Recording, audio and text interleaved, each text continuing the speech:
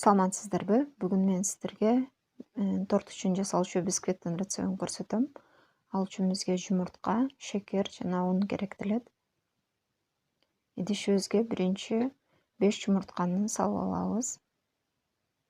Анын үстүнө шекерди салып, миксердин жардамында аппак масса болгонго чейин жакшылап аралаштырабыз.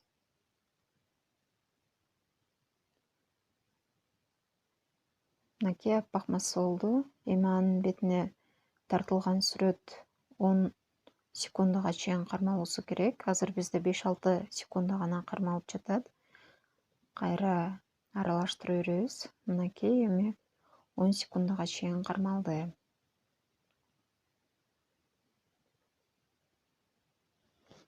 Эми унду электен өткөрүп,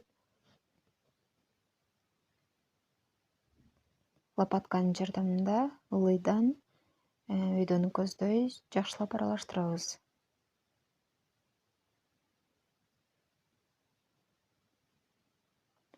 Унду салган учурда массабыз кыйла чөгөт.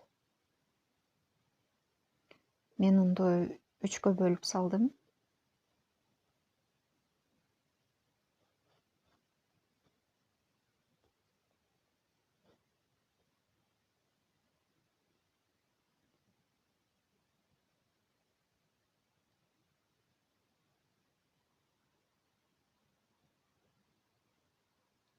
Массабыз даяр болду.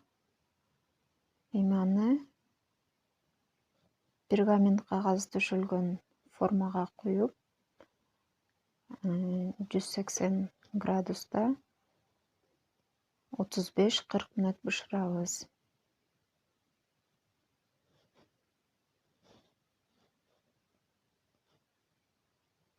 Бисквитибиз даяр болду. Анын даяр болгонун таякча аркылуу билебиз. Таякчаны сайып көргөндө кургак чыкса, анда бисквит даяр. Эми аны формадан чыгарып алабыз.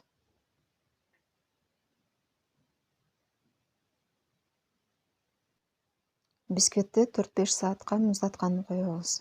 Ал эми торт үчүн 1 суткадан кийин пайдаланган эң туура болот. Ошондо бөлүкчөлөргө кескен учурда укаланбай жакшы кесилет. Биздин каналга катталып, баарын өзүңүз жасаңыз. Саламатта калыңыздар.